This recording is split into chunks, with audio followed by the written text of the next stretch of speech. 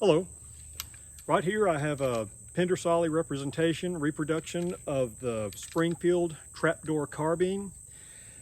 This is the kind of rifle or carbine that was used by the United States Army from the 1870s into the Spanish-American War.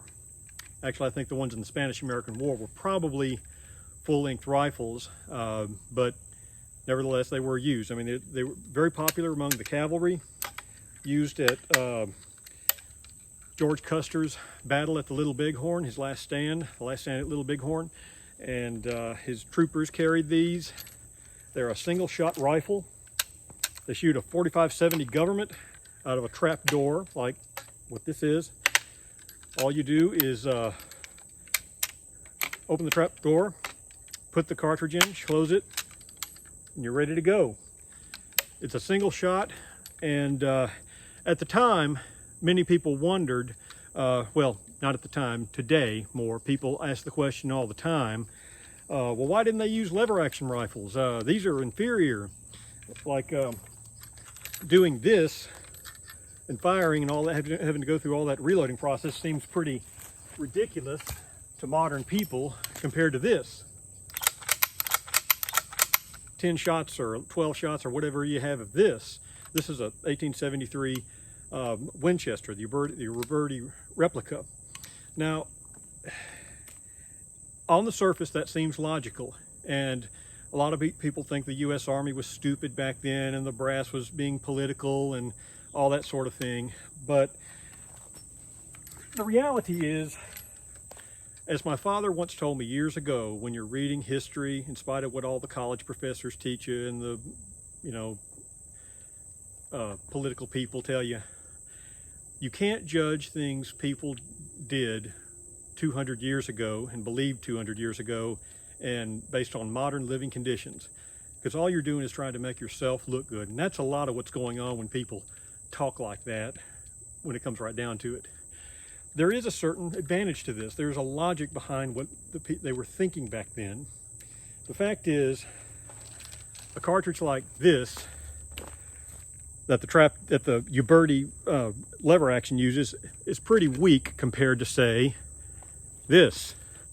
This is the 45-70 Gov't, a 200 grain bullet versus a 405 grain bullet. Look at that. A lot more power going on here. The fact is, this is a full powered rifle cartridge. It can reach a lot farther and do a lot more damage than this.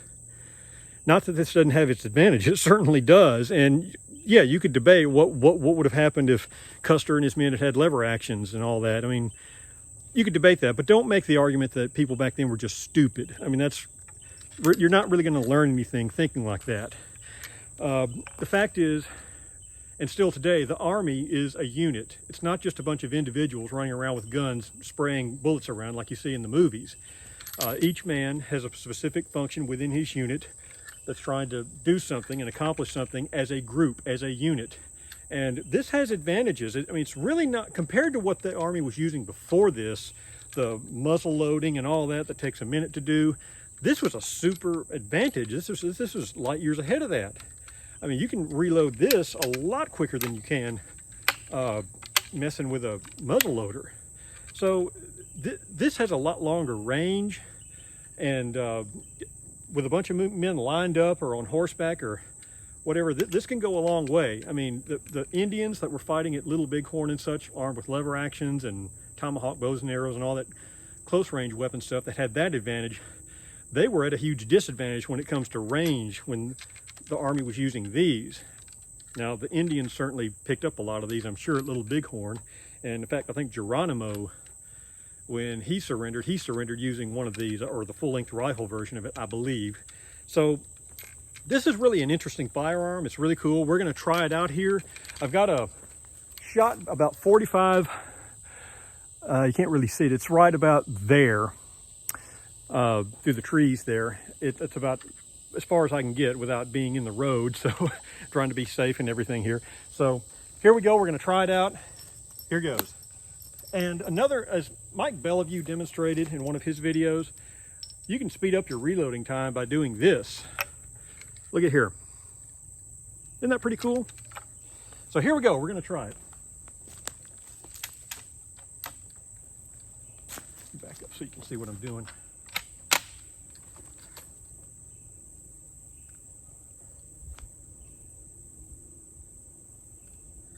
Oh, got to cock it all the way.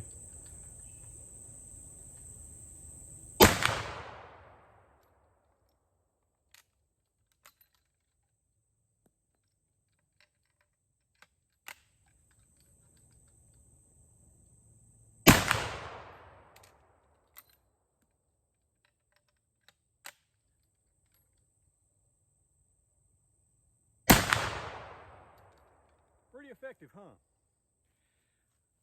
Notice I'm not using hearing protection. That's actually unintentional. When that first shot rang out, I thought, oh, dadgummit. But the fact is, it's black powder. It's really not all that loud. I mean, it's really not. I just kept going with it because it wasn't hurting at all. But you could see it had a pretty hefty kick, even for black powder. I mean, rounds like this would put down a buffalo or shoot a charging horse out from under an Indian. So when you think about advantages like that, that also covers advantages over the lever action. This is more likely to shoot a horse out from under a charging threat. So very interesting firearm. I'm going to have a little more fun here with it, with some more rounds out here, but I wanted to demonstrate it for you. This cost about $1,200 when I bought it about 9 years ago, and probably a little more now, but it's certainly a fun firearm. I enjoy shooting it and reloading for it, and hope this has been beneficial to you. Got a little saddle ring here, you'll notice, that you could attach to your saddle so you don't lose it in the middle of battle. But a lot of fun. I appreciate your watching. Feel free to comment.